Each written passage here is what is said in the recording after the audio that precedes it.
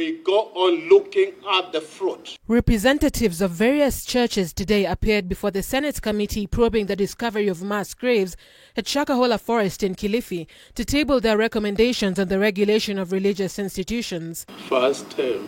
Among them was Prophet David Owuor's Ministry of Repentance and Holiness, which was hard-pressed to defend its proposal that healing miracles should be scientifically proven. It should be on record that all other churches should copy from this church of the prophet, of the Ministry of Repentance and Holiness, where if a miracle has happened, we involve the doctors from Kenya who are registered by the Kenya Medical Practitioners Board to confirm whether truly a miracle happened. A miracle is a personal experience where somebody meets it at his or her point of need.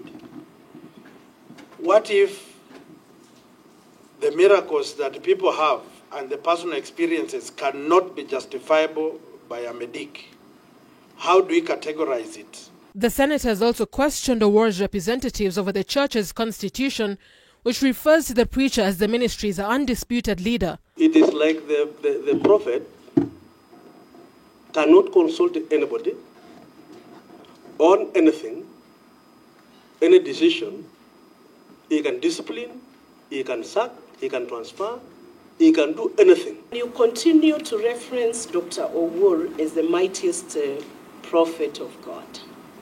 I have a challenge there, because the use of that language by itself, it moves him to a position which is way higher than anybody else in terms of ministry.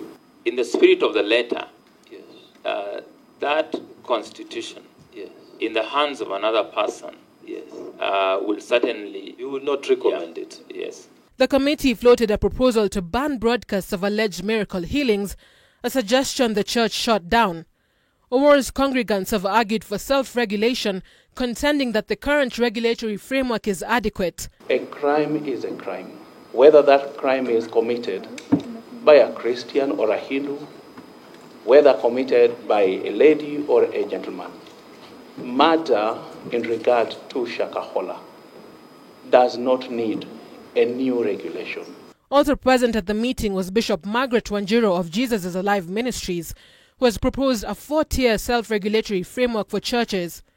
Wanjiru has proposed that Nyumba Kumi leaders receive allowances from the government to ramp up surveillance of religious activities. How do they communicate to the police? How do they communicate to their seniors? We should avoid this verbal communication. We need some recorded communication that can be referred to, that becomes history, that we can go back to the archives and say there was a report from a certain village, from a certain team, from a certain leader.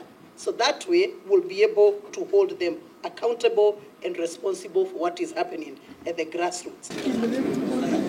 Muriel Adhiambo, K24, Nairobi.